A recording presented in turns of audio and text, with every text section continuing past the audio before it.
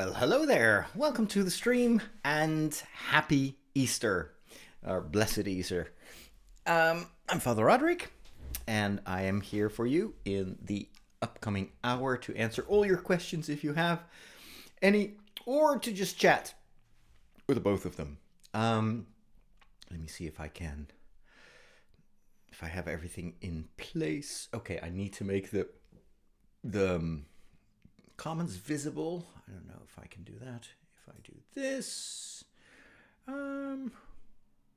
Hello. Okay, so for some reason or another, maybe I should just click on that. We've got Martinez there. I hope you had a good couple of Easter days. Today was still gorgeous here in the Netherlands. Very much springtime. Everything is in bloom. We've got Margot also waving. Hello. And for days they've been telling us that it's going to rain and it's going to be bad weather. And every day I wake up and the sun is shining. I was like, what rain? It's just really, really good. Hey, Crazy Life Original. God bless you too. My favorite film.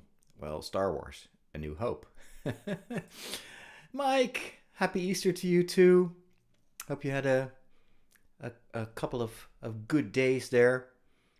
And Ruben says hello and says, the world lost a great man in Pope Francis. May he rest in peace. Yes, I finished recording a couple of podcasts today, one of which is about how I felt about the passing of Pope Francis and what he has meant to me. And so, yeah, he's obviously been on my mind for the past day and a half now. Such a surprising passing, very much in style though, very humble, very nothing extraordinary. He's just gone right after Easter. We're all gonna miss him terribly, but on the other hand, I'm also super grateful for everything he has meant. It's raining where Martinez lives. There are a lot of people that wish it would rain here too, because everything is super dry and nature just needs a lot of water, especially in the springtime with all the flowers and everything. We've got Sieber Sky also saying good morning. Martinez wants to know if I go to the Vatican during the conclave. No, actually I decided against it. In the past I would have immediately booked a flight, but there are a number of reasons that I don't this time. First of all, when I was doing the podcasting from the Vatican, that was still in the early days of social media.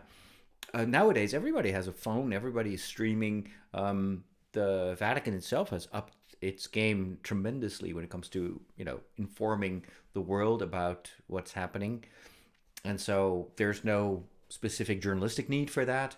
But secondly, also my own mission and my own kind of target audience has shifted. I'm much more focused on just being a pastor for you, for the geeks, for the people online, and I'd rather just invest my time writing and just continuing here on YouTube and on TikTok, being there for my part of the flock. We've got Peter who also says hi. And Crazy Life Original wants to know who is going to be the next Pope. If I knew, I'd yeah. Nobody. It's everyone's guess. Every time that people think they know, it's going to be someone different. The only exception where I was pretty sure that I knew who it was going to be and turned out to be him was with Pope Benedict. I just was pretty sure that was the prime candidate, as kind of like a stable, well-known cardinal, and someone who was different enough from John Paul II to not being forced. Someone who could just be himself without having to be like a John Paul III or something like that. But Pope Francis, nobody expected him. I didn't even know who he was when he was there up there on the balcony, he was like, "Who is this guy?" And why is he so shy? It didn't come across to me at first sight as someone who, who was the best candidate. But then he said "buonasera," and you saw his warmth and his kindness and his simplicity, and that changed everything. And then, of course, very soon we all understood this is something different. We've never had a pope like this. I always tell myself there are way more good candidates for the papacy than there are bad candidates. So we'll just wait and see. I'll be just as surprised as you are. Does Andor premiere in the Netherlands? I hope so. Yeah, it should be on Disney. I haven't been. I didn't turn on the TV yet today. But yeah, I hope it's there because I'm hoping to watch it tonight, or at least watch the first episode. I'll probably do like a series on YouTube as well on my main channel about Andor, just like I did for the first season.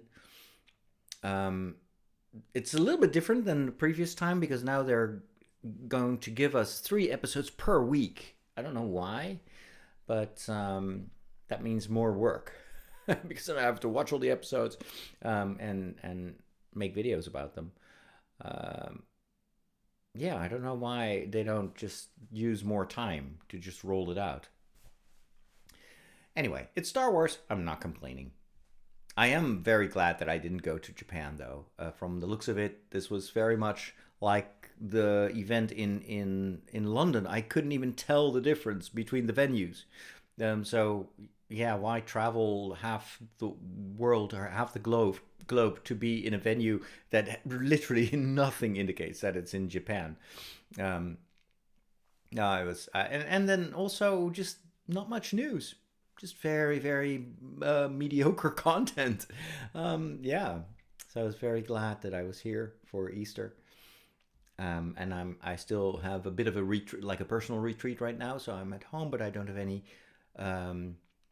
appointments in my calendar. So I'm just reserving this week to put some order in my work. I have a lot of stuff that I still need to kind of organize. And I reserve some extra time to continue writing my novel. What's the name of the podcast I mentioned? It's my podcast, The Walk, which is a weekly off the cuff type of podcast where I go and take a walk in the woods and then I talk about what's going on. And so, but I haven't posted it yet. I finished recording it 2 hours ago, and I still have to do some stuff. So, one of the things I am going to publish, but I also had stumbled into some how do you say that, some trouble, some technical issues. I have an archive of all the shows I recorded in the Vatican and all over the world, also during the conclaves, the previous conclaves, and the elections of Pope Benedict and Pope Francis. And that show was called The Catholic Insider. So I wanted to put that back in the directories, but now I cannot log into the Apple podcast environment anymore. And so I have to wait, see if Inge knows what's going on. Inge used to do all that stuff. And for some reason, I don't get confirmation emails. I cannot log in, which is super annoying.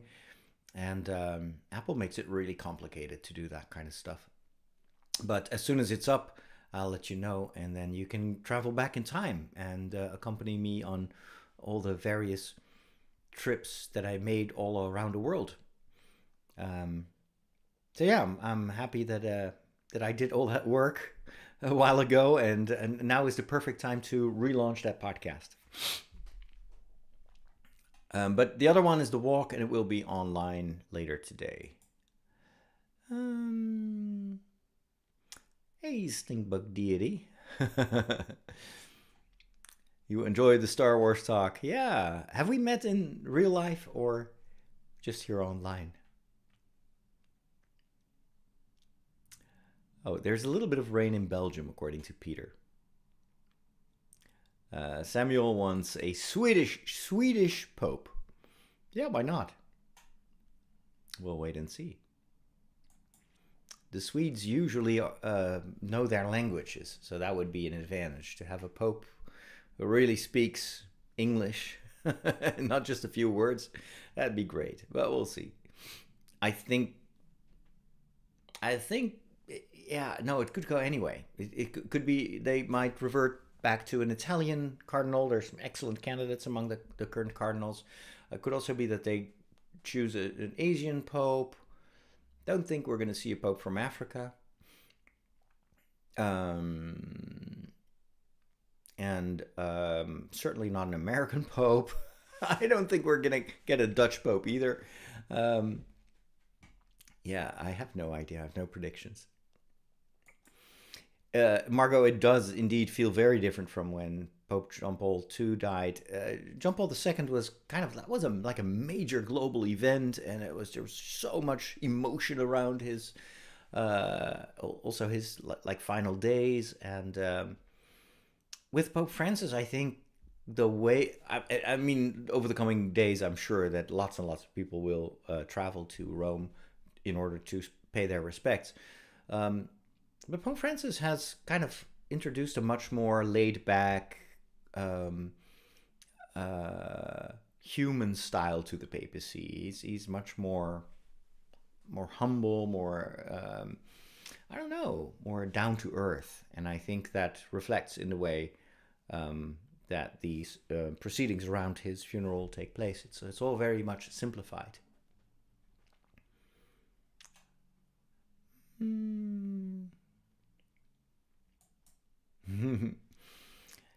I'm getting yeah, my views on my main YouTube channel are very modest, and that's just because the algorithm is completely different. The whole world is different from when I did the big videos in the past, and that's not a problem for me. It's all about creating community, chatting, and yeah. Evo would like to see our Dutch cardinal for Pope. Personally, I don't think he's the best candidate. Let's put it that way. It's crazy that we didn't know Francis before the election.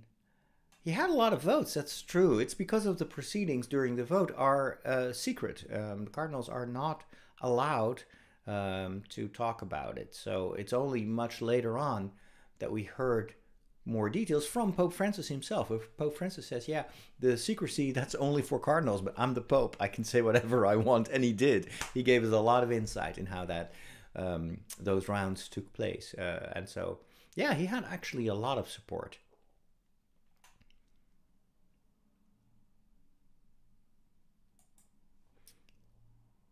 Have your seniors ever talked down to your fandoms? No.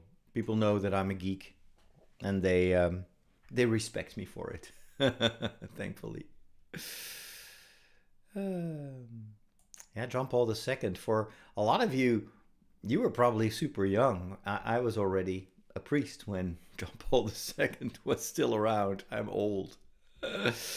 Yes, Andor is here. It should launch today, and then every week we get 3 new episodes. Every trilogy of episodes is a year, and so next week we'll jump forward in time with 1 year, get 3 episodes in that time, and then it will forward another 3 years. I don't know how many episodes there are in total.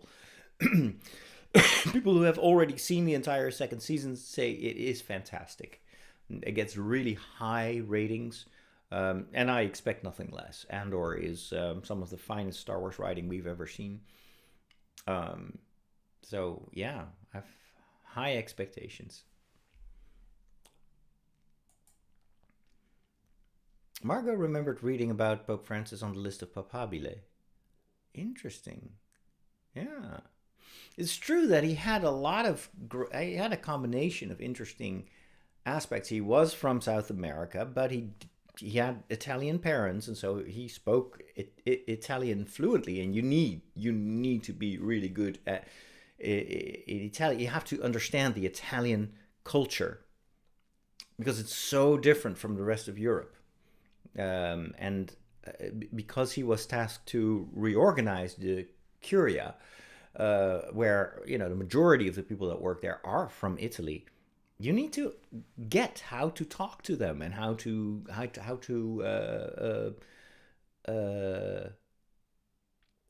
lead them, how to manage them in a certain way. And I think Pope Francis was a rare combination of talents. Plus, nobody knew that he was such an incredible communicator.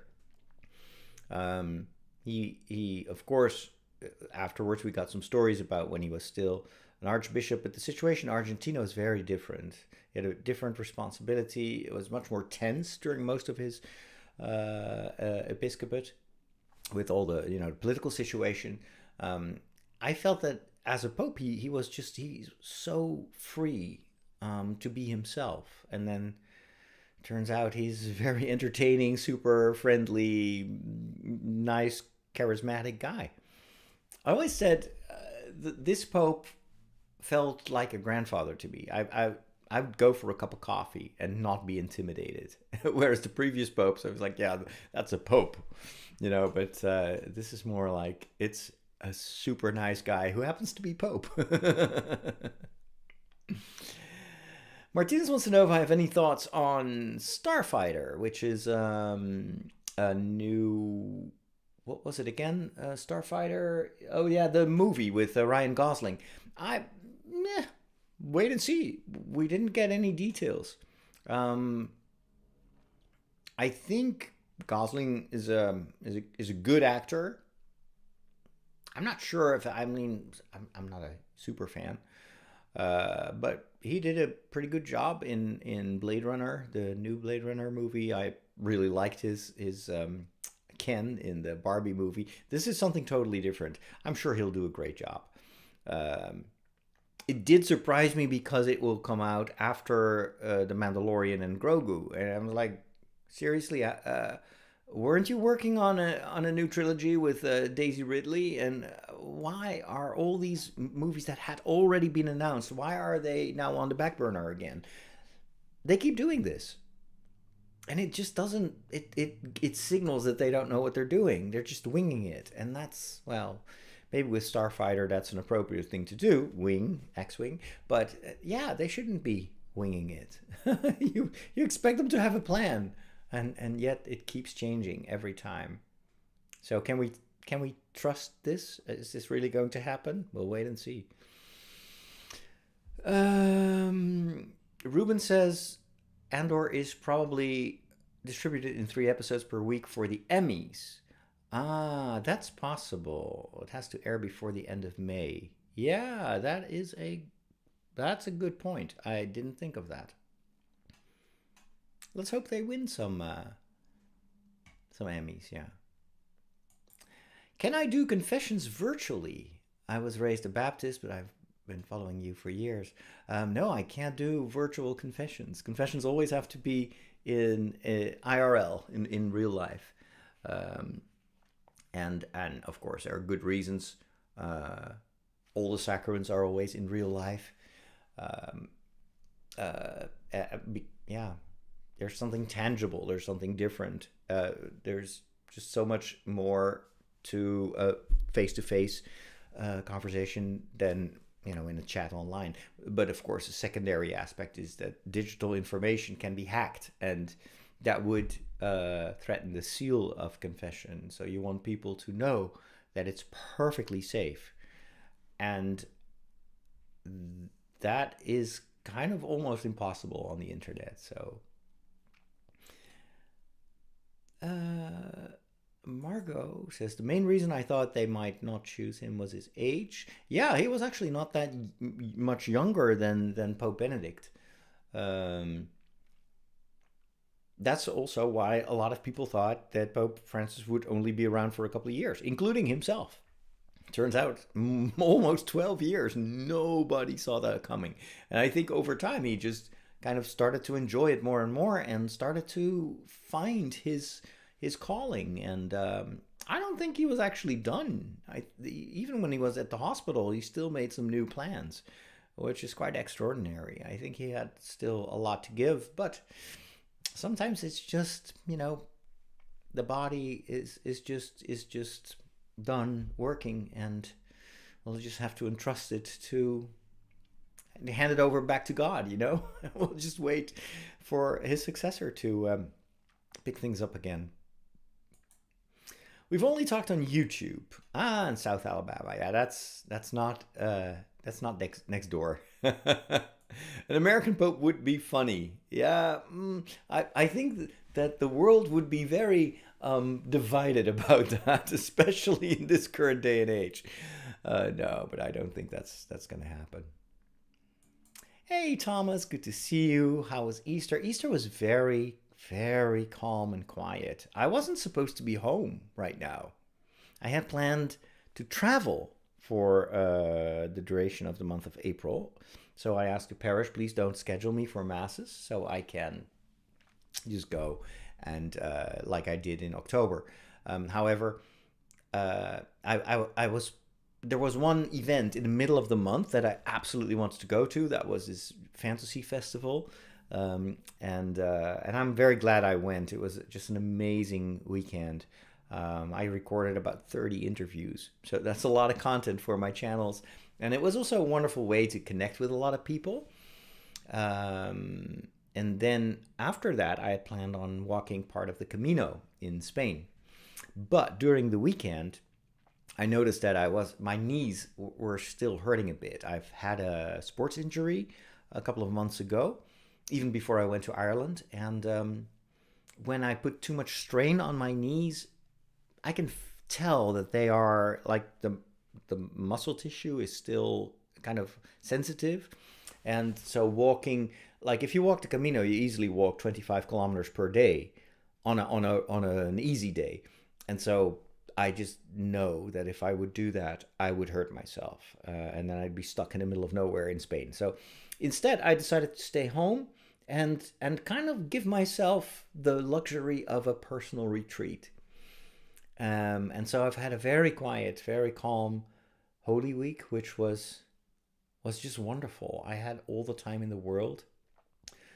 I've had so much time to sleep, which was great. I think I had to build up quite a bit of sleep deficit over the past few weeks. And so having a week where I could just sleep in and then just do whatever I wanted was wonderful. Easter celebrations also I didn't have all the stress that I normally have when I celebrate Mass in the parish. So I could just celebrate it here. And it really felt like I was a bit of a hermit for the week of Easter. And it was a really great experience. And then this week, obviously, I had planned to only write. I wanted to give myself an entire week where, of course, I would do the live stream, but the rest of the week, well, and the podcast, but just the minimum. And then I wanted to write a substantial part of my fantasy novel. But then, of course, the Pope died, and things changed. So I haven't touched my manuscript yet, but that's kind of in the planning for the rest of the week, so I don't have to go to Rome, obviously. So things are calming down, and come tomorrow, I'll probably try to get back into this rhythm of writing in the morning, part of the afternoon, and then doing some regular stuff in the late afternoon. Because I just miss writing. I love it so much, and it's such a great story. it's just I love being in that world that I made up.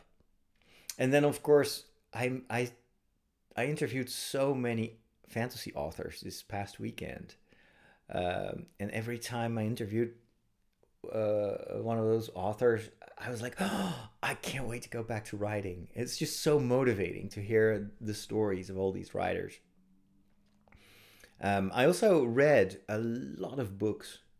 I think I'm only one book behind on my to-read list. So up until this moment, for this entire year, I read almost 50 books now, which I didn't think I would. I didn't think I would catch up that quickly, but I read a lot of great books. So that too, every book I read, especially if it's fantasy, inspires me and motivates me to go back to my own story. Rutger wants to know if I enjoyed Elfia. Yeah, as I mentioned, I loved it. This is the best Elfia for me so far. Also because I've learned to fully be myself, to no longer like mask. And for those of you that don't know, I discovered this past year that I have ADHD and maybe also um, some autism, which runs in the family. Everybody in my family has it. My dad had autism as well, and so I've it helps me to understand myself and how I used to behave in the past, and it also gives me more. I cut myself a lot of slack now, and so usually on these events I'd be high masking, which is kind of you project a side of yourself that you think is socially acceptable. Um, but that requires a ton of energy. And so I would always, first of all, I would avoid social interaction because I was already like putting so much energy into masking that social interaction would drain me even more. So I would only go speak with people that I already knew. Um, and then it would wipe me out for a week. This past weekend, it was so different. I felt I am just me, and I don't have to be a don't have to play a role. Everybody knows that I'm a priest, and I just talked to so many people, and I came back home and I was full of energy. Like what happens? So uh, it was absolutely wonderful, and I think I made a lot of new friends. It's funny that if you take some time to inquire, to just be curious about someone else and his or her life, and why, the story behind the costume, very quickly you get a rapport. And it was also heartwarming to bump into a number of people that I interviewed last year, and they greeted me as if I've known them for years. So it's a very strong connection. And so an interview might only last for 15 minutes. It's actually a very long interview. But every time I did an interview, it forged a bond. And now that I'm posting these stories and I'm like collecting them in a book, I'm gonna give away, like it's gonna be just for people who subscribe to the newsletter. I already know that itself is going to have a massive impact. I've had people writing to me like, "Oh my goodness, you translated my life. On it's so much me," and that fills me with a lot of joy because it means that I've been able to kind of find that one thing that characterizes a person. And yeah, it's just really wonderful to connect with people on such a deep level at an event that a lot of outsiders might consider to be, crazy people dressing up. It's like what people say of me going to these Star Wars events with all these kids that have never grown up. And uh, now that I am writing these portraits, and I see what an impact it has for someone to see his or her own photo with like a personal story next to it. I want to do the same for all my Star Wars interviews, of which I also have at least 40 or 50, and just to do the same thing, make like use a screen cap from the video and then make a short vignette based on the interview. And that might have another audience. I just love fans, and yeah, it just restores my hope in humanity, meeting all these kind people. Margot would like to see Cardinal Taglier become the next Pope, or Tagli. He's a very, very nice guy. Yeah, he is absolutely. I didn't know you had him as your professor. That's wonderful. He's a super kind guy. Maybe he's a little bit too friendly, if too kind, if you know what I mean. You also have to be decisive, and um, I think that the advantage of Pope Francis was that he was kind, but he was also very like strong-willed, and he could be pretty stubborn sometimes, and you have to be, otherwise the curia has so many, high-ranking officials, and they are used to do what they want and not meet much resistance. If you have a pope that is too friendly, and they will just do whatever they please. So personally, as a pastor, I think that Talia would be fantastic as a leader, as a someone who has to lead the church, the management side of it. I'm not sure, but only I don't know much about him. I met him a few times just in passing, but that was the impression that I had. Is like he's just too friendly. Cardinal Anders got some special tasks. Prime candidate. Okay. Anders, is he from Sweden? I don't know him. I've never heard his name, but that doesn't say anything, of course. Okay, you couldn't get into the first season of Andor. Oh, wow. Okay. Um, yeah.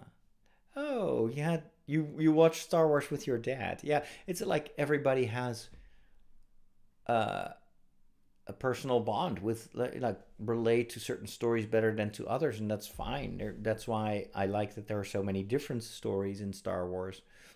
I'm kind of an omnivore. If it says Star Wars, I'll have it. Maybe the kids show that they did now with all the cuddly bears and everything. Like, yeah, that's I'm not gonna watch that.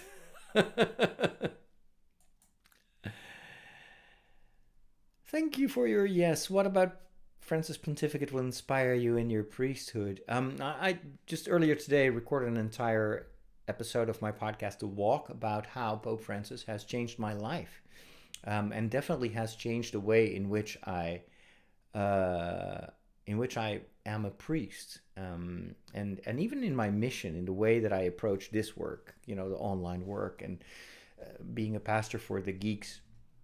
I think Pope Francis' call to do stuff out of the ordinary, to take risks, to go to the margins.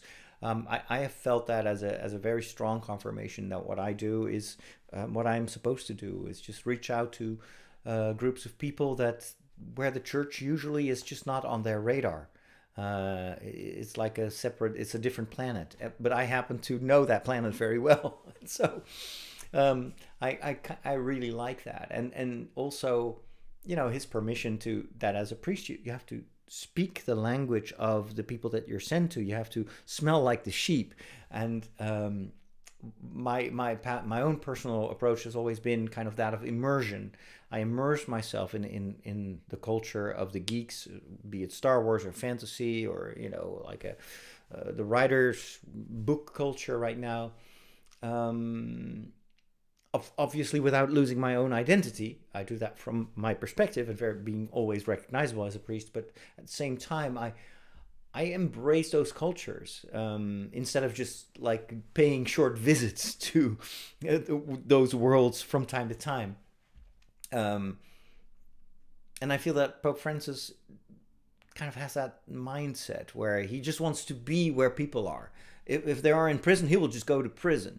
If they are somewhere in the slumps, he will visit there, and he will redirect and even sometimes mess up the entire schedule so he can stay with the people. He would always go to the sick and to the people in wheelchairs in front of the crowd in St. Peter's Square, and he would spend way more time with them than he would spend reading his short catechesis. And he just felt very close. And as a priest, I feel I more and more that is kind of how I want to be a priest as well. I just want to be close to people and connect with them, and and just be curious about people's lives. Listen before I speak. Um, Somewhere in one of the articles today I read, Pope Francis was actually more interested in asking questions than in solving problems. And I was like, yeah, well, he did solve a lot of problems. He did do a lot of like managing and everything. Um, but in interacting with people, he actually was a very good listener and very interested and genuinely interested in people, not just because he was supposed to.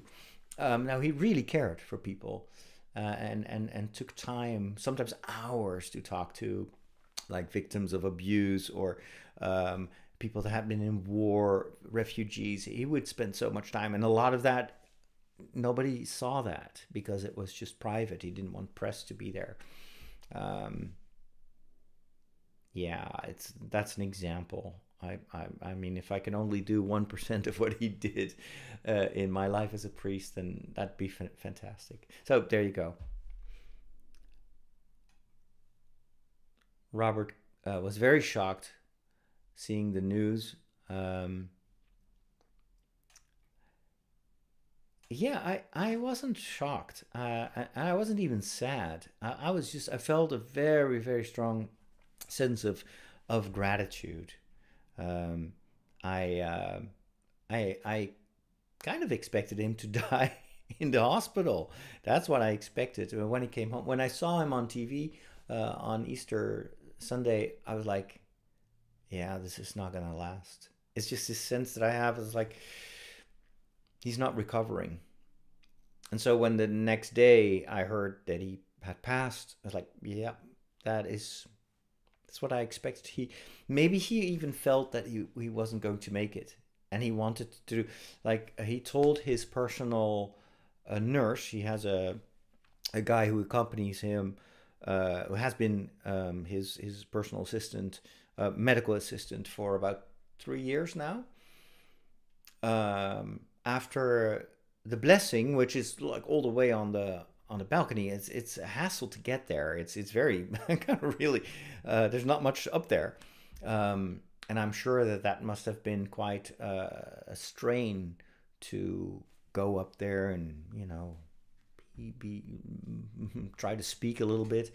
But then when he had given the blessing, he addressed the guy who was with him, and he said, do you think we can make a tour of the square? Do you think I can do it?" And then the other guy said, "Yeah, I think we can do this." And he was the one standing on the left of the Pope and sometimes massaging his neck because he was like, he had pain. Obviously, his Pope was pretty overweight, as you can tell, and so having been or being in bed or in chairs all the time, I mean that takes a toll on your vertebrae. Um, so he was standing behind the Pope and making sure that the Pope was comfortable. But I think that Pope Francis just felt that I need to be with my people right now, no matter what the price is going to be. So I thought it was very fitting. Um, I'm very glad that it wasn't this long, you know, slowly diminishing process. He was actually, doing okay for his age and seeing what he was recovering from. And then, Easter. It is an amazing timing. It's really, and not on Easter Day, that not on Easter Sunday. It's the day after, almost as if he had planned it like that. Yeah. I just felt very, very grateful. I was like, yeah, this is a good way to go. It's a good time to go. I think he has given all he wanted to give. And maybe he had some ulterior ideas, but there's nothing that a next pope cannot, continue. But his legacy is there and has been there for quite a while now. So, yeah. Sherry wants to know, do you think it will be challenging for the next pope to move into the traditional papal palace? Yeah, Pope Francis lived in a guest house. That was a personal choice. It wasn't because he wanted to be humble or anything. Just Pope Francis said, I want to be among people. That's just, I cannot live by myself up there. But maybe the next pope is more introverted. You never know. I wouldn't be able to live in the Saint Marta. I would really love to have my own apartment where I can choose whether I want to be among people or not. But Pope Francis was so much such a social guy, and he recharged his batteries by standing in line for lunch, and just sitting at a table and chatting about stuff and joking and talking about soccer. That he lived. That is why I think he lasted so long. He always was surrounded by people, and that gave him energy. I think if the next pope wants to be more, in the papal quarters, I don't think we should read anything into that. Hmm. Let's see. No, there are no stupid questions. Stingbug was about the confession, if you can do that virtually. That was a very good question. I get that question all the time. But I'm glad that the sacraments are a personal, kind of face-to-face deal. There's already so much that is virtual and digital, and man, I just love. I mean, I like to do this chat. I would love it even more if we just could gather. If you guys all live here in my village and we just go to a bar and have a drink and chat there, that would be so much better. Even, I mean, we do what we can. Obviously, I can't take a plane to Alabama and talk in person, or to Washington, or wherever you all live, or Sweden. But so this is the second best thing. But yeah, I'm really glad that I also have like a physical ministry here. About Andor, every 3 episodes and 1 year each. Yeah, that's exactly it. It's interesting. Chesley, what is my favorite game? That changes. I've been playing. One game that I like to just be in is Valheim. And it's my kind of my go-to game. It used to be Dream Dream blah blah Valley, the Disney game, very stupid game. You don't have to do much, and I would just run around. And I play video games to decompress. And in Valheim, you're in nature. You have the sounds of the wind and the rain, and you can build houses, and it's just very relaxing. And so, oftentimes, when I'm a bit stressed or tired, I'll just go plunge myself in that world and listen to audiobooks. So I'm always like listening to a story. So the game shouldn't be too intense. Um, Last week, I played the first few chapters, you could say, of the Indiana Jones game, the Circle of something, the Circle of the Secret Circle, the whatever, the Indiana Jones game, and the first part of the game takes place in the Vatican, and it was really well done. You are in the Castel Sant'Angelo, which is that circular building on the other side of the famous bridge of the angels. And then you take the Passetto, which is an escape route, and it leads you into the Vatican. And then you can walk around in Vatican City, which was an amazing experience. Now, this takes place, of course, in the Mussolini time. Um, but the cool thing is, I've been in very small parts of Vatican City. I had no idea what the layout was. And this is all based on the real plans, the real architecture of the Vatican, and it is just stunning.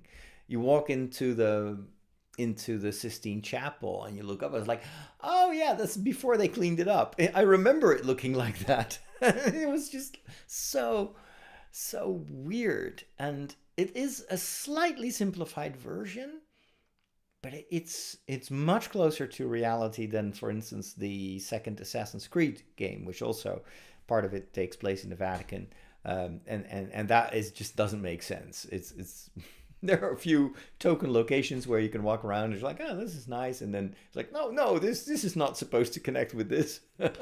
But here it really it feels huge. So that is an enjoyable game. Right now, as we speak, I am downloading the remake of Oblivion. The Elder Scrolls Oblivion is a game that I played. It was one of the first games that I bought for my Xbox 360. And I remember playing it at my first rectory after coming back from Rome, from my studies in Rome. and I thought it was an amazing game. Um, and they just today published a complete remake. It looks gorgeous, and so that's downloading. It's a huge game. It's like 128 gigs. So I just put it on, and then I went to do the chat. When I'm done here and I've done my work, trying to figure out the podcast and maybe sending a newsletter, I'll go upstairs and play that game. So that's probably going to be a game I'll be playing. I love the Star Wars games. The what is it called? Anyway, they're two EA games. I played one of them partially. I saw the other, Jedi Survivor or something like that, is also now available on Game Pass. So I'm looking forward to playing those. I like to play.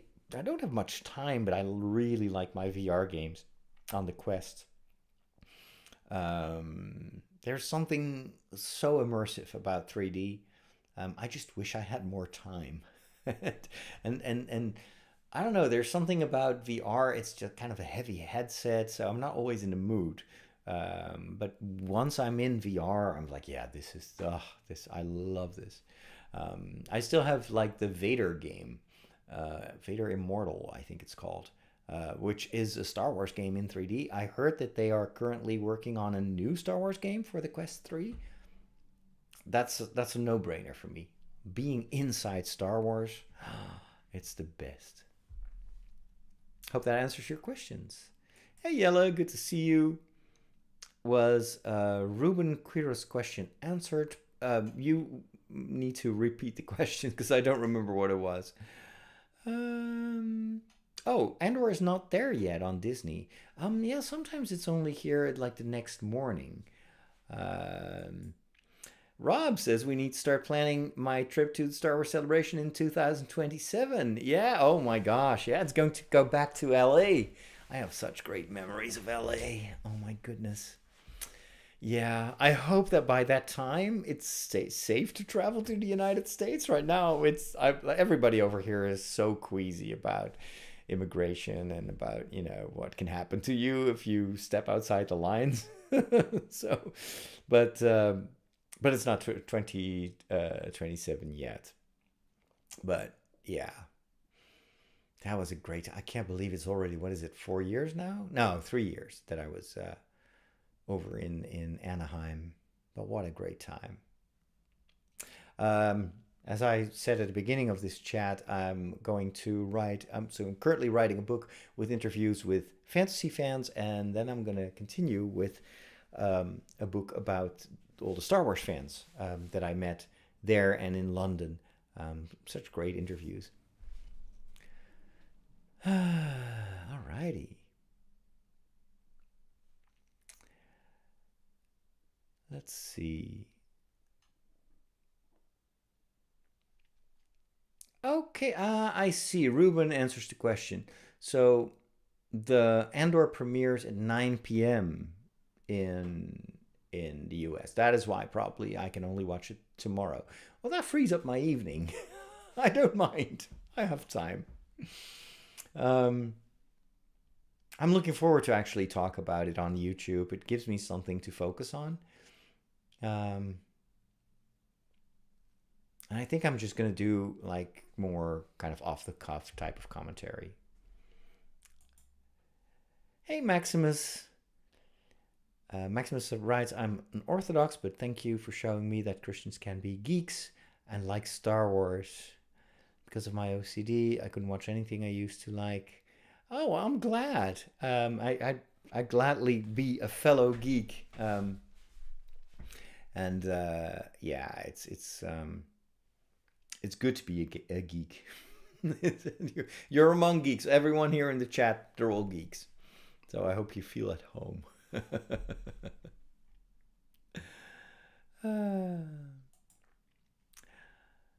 Yeah. Oh, that's good to hear. That YouTube helped you with unmasking. That's great. But yes, it's true that it's sire masking is fatiguing. We do it because it's survival. But I'm glad I no longer, even a chat like this a couple of years ago, that would have been draining. I would have dreaded it. And now I'm just sitting here. And I was like, I just like to chat. I do get tired after about an hour. So right now, like I feel that I'm starting to wear out, but it's also because I only slept 4.5 hours last night. I went to bed so late. I was watching um, the the Transformers movie, the one that came out, the animated one. And I started the movie past midnight. It's like, why did I press play? But and then I enjoyed it so much, and then I looked at my watch. I was like, oh my goodness, it's 2:30 at night. But I could sleep in this morning, so like yeah, whatever. But when I have sleep deficit, like these, even for me, it's evening now. It's almost 8 o'clock. It that is pretty draining. So I'm glad that I do this every week, so I can just stop after an hour or so. Um, I am thinking, by the way, I mentioned this also in my premium podcast. So for those of you that are new, I have a number of my followers that support me also financially. And I record a weekly kind of behind the scenes type of podcast where I talk about my projects and what I'm doing.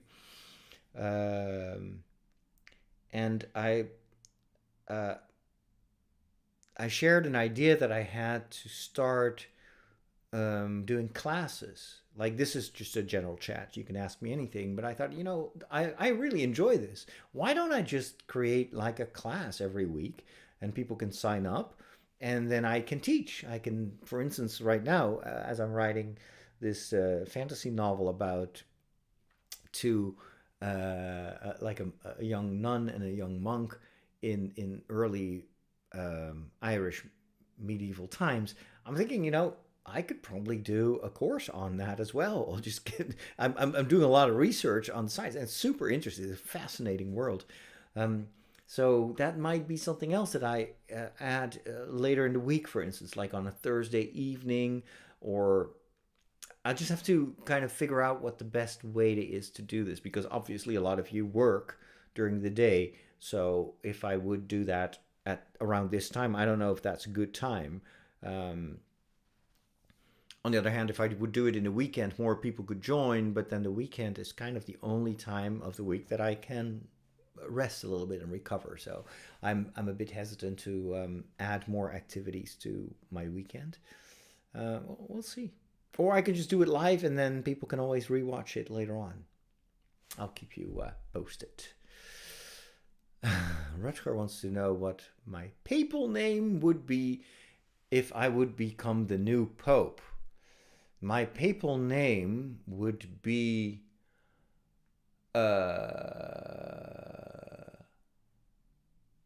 non vuolo. I don't want this. Yeah, there's thankfully there's no chance that that will ever happen. I have no idea. What are some names?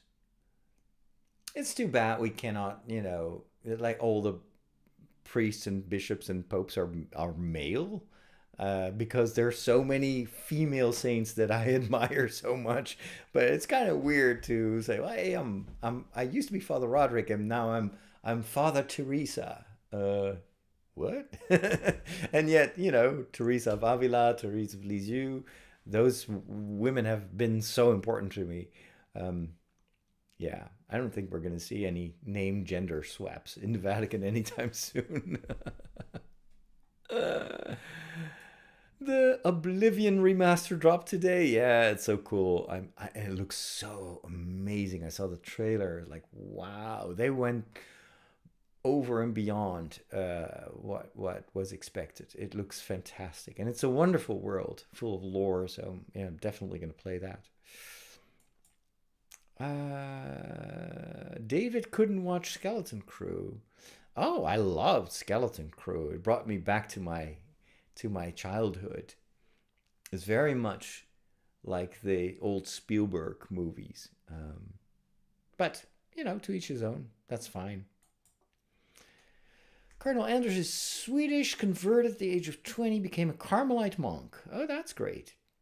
First cardinal in Sweden, very intellectual, embraced the mystic side of faith. Yeah, I mean, you don't become a Carmelite uh, friar or monk um, by accident. So I didn't know that. That's interesting. Thank you, Joyce Romer, for your super chat. I really appreciate it. Um, a super chat, for those of you that don't know what that is, that's a little contribution, like a financial contribution. And my channel is monetized, and so that will be like at the end of the month, YouTube will transfer that to the account of my foundation, and that helps kind of pay the bills for what I do. So thank you so much. The question was, did I watch the Star Wars Celebration? I did. I had plenty of time. I was at home, so I watched. Yeah, I watched whatever they streamed. Um, it felt so much like what I saw when I was in London. They even had the same stage, the same guys that presented it. I always love to hear the personal stories of the actors. Um, and what always strikes me is that the people that are making these Star Wars stories are all really nice people. I don't know how they do it, but I've seen a lot of them up close and personal. There are no people with like a huge ego, or where you can tell that they're just pretending to be nice. No, they love the franchise, and you could tell there was a lot of joy in the room. I kind of expected more news, so it was kind of light on what they revealed. It was all kind of the usual stuff, like another season of this and a video game, and the biggest news was the Starfighter movie, but then they didn't show us anything. So, but yeah, it was cool. I was glad that they. I feel like I've having been in London and also in Anaheim, you kind of fill in the blanks of what you don't see on the streams. But with the streams, you do get a pretty good idea of what happened there. The only thing, of course, that they don't stream, and I still don't understand why, are the convention, the parts where you have to have a ticket.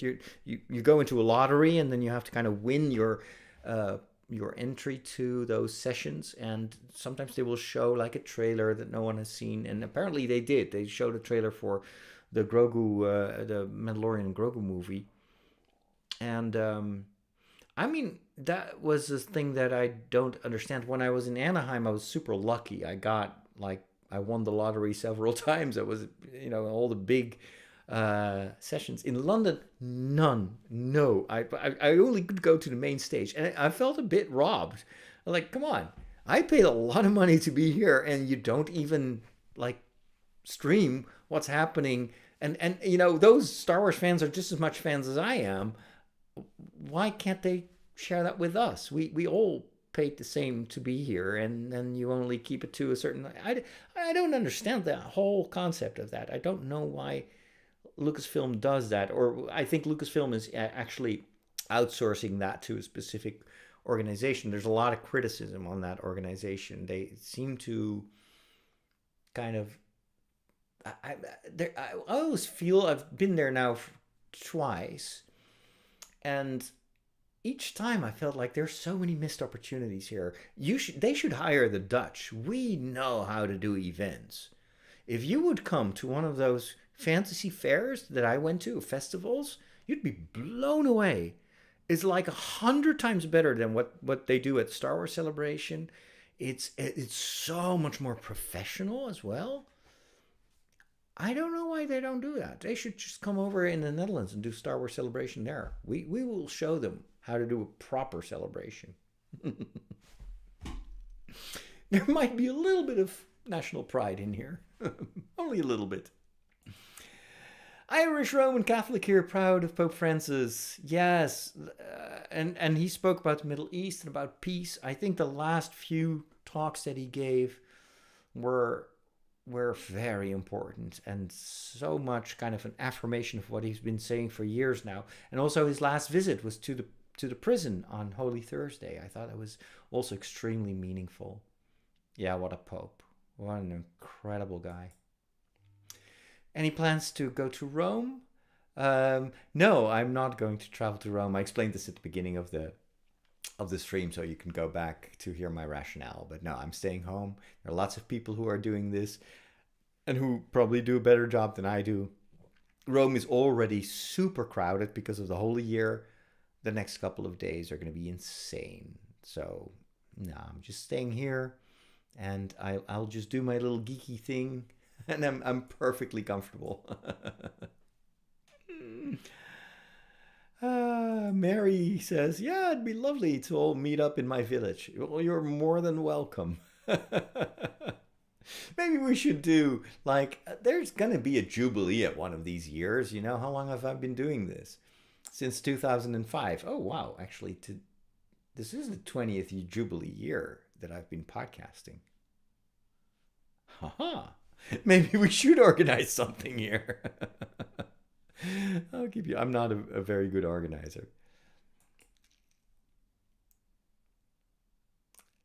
Yeah, Pope Francis passing was very much on his terms. I don't think he wanted to go. It's not that he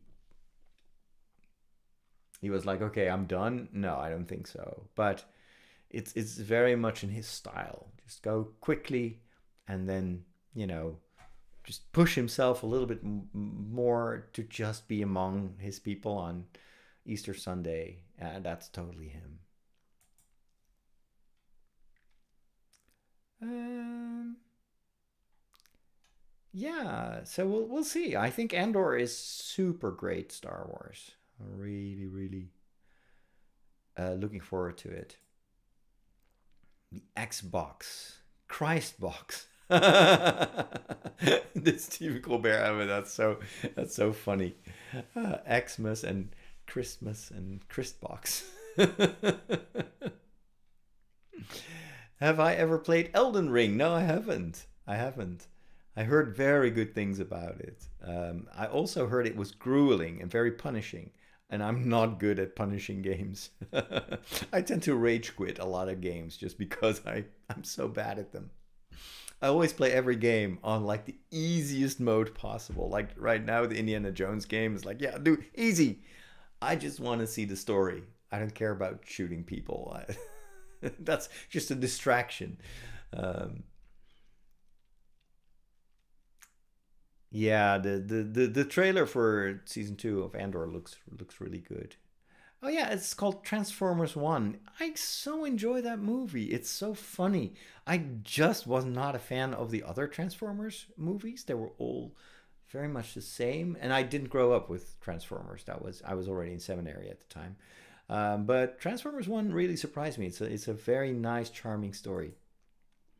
Just watched Neon Genesis Evangelion. Oh wow, oh, that's cool. And it's now your favorite anime. I I'm so glad I could convert you to that show. That is such an incredible anime. Yeah, I'm glad you loved it. It is. It's incredible storytelling. Absolutely. Pope Luke. Women nuns and religious sisters take the names of male saints all the time. That's true. No reason that men couldn't do the same. It's just that they haven't done so yet. But maybe. Maybe in the future. Let's see. Are you also of the opinion that Nausicaa of the Valley of the Wind is a retelling of the Gospel? That's a good one. Nausicaa of the Valley of the Wind. What was the Valley of the Wind? Is that the book series? Let me Google that because it doesn't ring a bell. It kind of vaguely rings a bell. Valley of the Wind. Oh no, it's is it a game? Oh, it's a series. In a post-apocalyptic age, Nausicaa, a princess who guards the Valley of the Wind, tries to stop two warring nations from destroying everything around them. Oh, it's an anime. It wasn't on my radar. Thanks for the tip. I'll check it out and let you know. Um, Men are very insecure about such things. It's true. It's just a kind of patriarchal culture, I guess. Pope Palpatine. If we were gonna Pope Palpatine, no, I know that there's a kindred spirit there in the Vatican. Join me, and together we will rule the Urbi et the Orbi. She saves the Omu from the literal burning lake, taking the burn herself, and by her innocent wounds, the beast is saved. That sounds very much like, yeah, at least a gospel-inspired narrative. Although, the theme of self-sacrifice and taking on the suffering of others is, of course, something that you encounter in many cultures, many stories. But obviously, I'm not surprised that in many anime, actually, you find biblical inspirations. And yeah, even though, in Japan, obviously, Christianity is a small minority, but they do have a very good sense of what makes a good story. And of course, the Bible is full of great stories. So yeah, you might be right. I'll check out the anime. Ladies and gentlemen, thank you so much for joining me. I see it is time to wrap things up. There was another wonderful chat. I really like these meetups. Thank you for all your questions and comments. It's always super lively. I'll be back here next week, also on Tuesday. We won't have a new pope yet. That's going to start, Conclave is going to start around the 5th of May, I think. So that might still take about a week or so. Yeah, I'm looking forward to the times ahead. Last question, did I see the Mandu Grogu footage? No, I didn't. I did not see any of that. I'll just wait for the trailer and then just geek out over that. It was fun. Thanks all for stopping by. Have a wonderful rest of your day. And of course, final tip, make sure you are subscribed to my Discord here. Make sure to go there and become a member. It's free. It's a lot of fun, and it's also a guaranteed way for me to be in touch with you, because I noticed that recently my email newsletters are going straight to spam, and this has to do with changes in the service that I use. But I also post a lot of the info on the Discord. For instance, if there's a new podcast or, a new initiative. So you may want to make sure that you go to the Discord server. And of course, we can chat about Star Wars, and there are lots of areas. Hey, all the other questions about anime, etc., I'll answer them next week. So feel free to come back next week, ask me the same question. And then we'll continue the conversation the next time. Have a wonderful rest of your week. And again, thank you so much for stopping by. Take care.